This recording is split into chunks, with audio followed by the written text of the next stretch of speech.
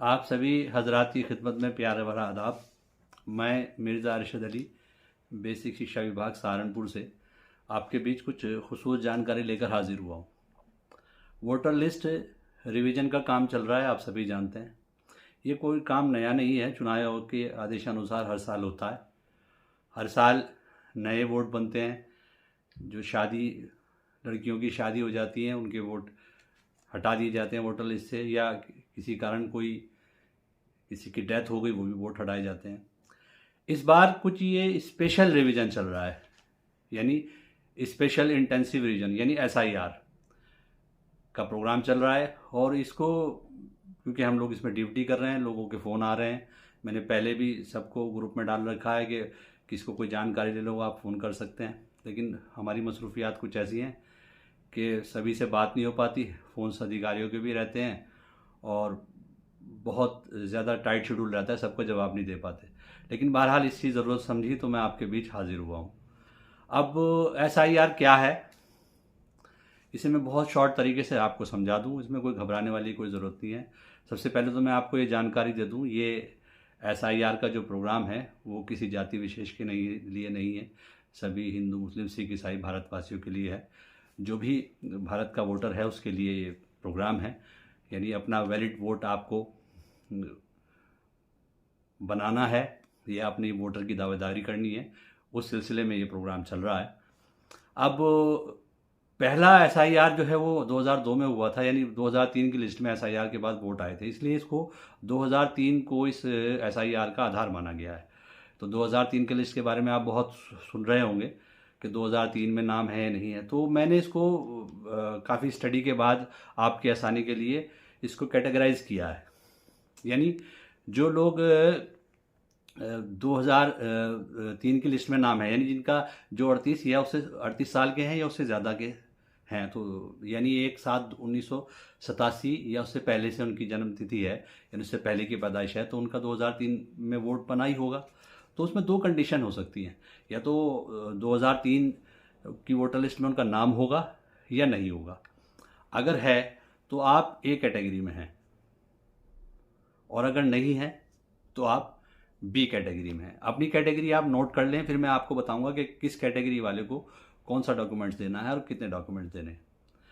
दूसरे कैटेगरी जो है वो 22 से 38 साल की है, यानी जिनकी पैदाइश 2002 जुलाई 1987 से 2004 के बीच हुई है, यानी तो उनके कैटेगरी में क्या होगा कि उनका वोटर लिस्ट में 2003 में तो नाम नहीं होगा, लेकिन जाहिर बात है उनके वालिदैन यानी फादर मदर का होगा।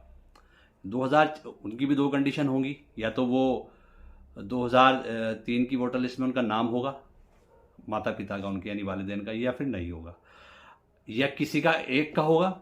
अगर किसी एक का है तो वो बी सी कैटेगरी में है, और अगर उनके वालिदैन में से यानी माता पिता में से किसी एक का भी नहीं है तो वो डी कैटेगरी में है। अब आते हैं अगली कैटेगरी पे। कुछ वोट नए बनने हैं, यानी जिनकी उम्र 18 साल से ज़्यादा है।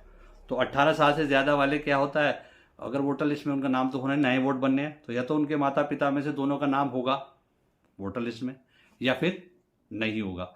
अगर 18 साल से ज़्यादा जिनके वोट बनने हैं उनके माता और पिता दोनों का नाम होना ज़रूरी है। अगर है तो वो ई कैटेगरी में है, और अगर नहीं है तो एफ कैटेगरी में है। अब ये कैटेगरी आप डेट के हिसाब से अपनी नोट कर लीजिए।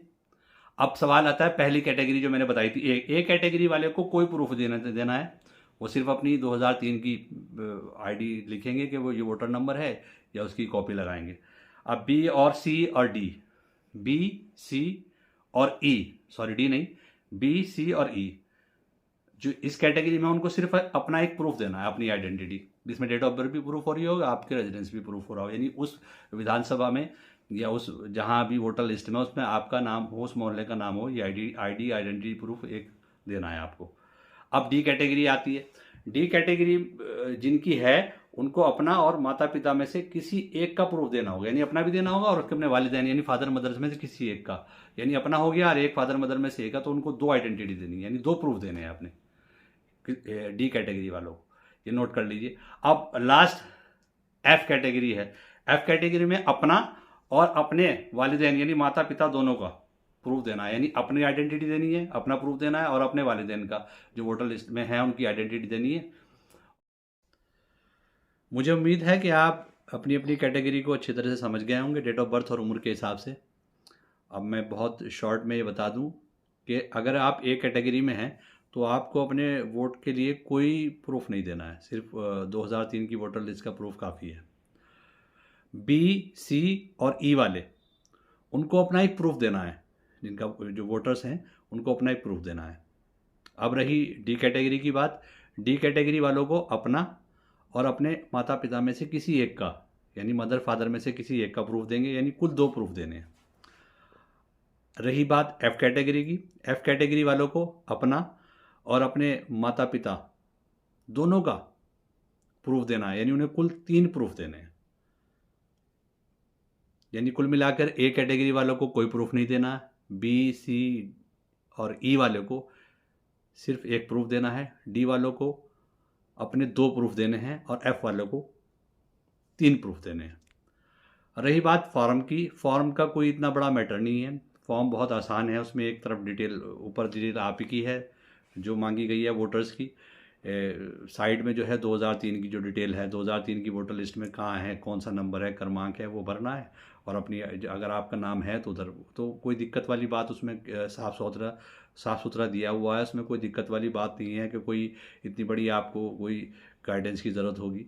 हाँ, एक बात ज़रूर है कि अपना फॉर्म आप खुद भरेंगे, आपसे अच्छा आपका कोई फॉर्म नहीं भर सकता। किसी के साथ अगर कोई लिखने में दिक्कत है या कोई पढ़ा लिखा नहीं है तो वो अपने परिवार में से या अपने आस पड़ोस में से कोई समझदार आदमी उसके पास बैठ के खुद ख़ास तौर से भरवाए, बहुत अच्छा रहेगा। वही बढ़िया है काफ़ी। आपसे अच्छा कोई फॉर्म नहीं भर सकता। तो बहरहाल ये कुछ जानकारी छोटी सी बहुत सादा ज़बान में मैंने दी, ताकि आपको, मैं समझता हूँ आप अच्छे से समझ गए हों। फिर भी कोई अगर कोई जानकारी आप लेना चाहें तो आप मुझसे कांटेक्ट कर सकते हैं, मुझसे पूछ सकते हैं पर्सनली। अगर मैं फ़ोन ना रिसीव कर पाऊँ तो आपको कॉल बैक बाद में ज़रूर करूँगा। ठीक है, आप लोगों का बहुत बहुत शुक्रिया। आप अपना वोट बनाएं और अपनी SIR को कंप्लीट कराएं। शुक्रिया बहुत बहुत।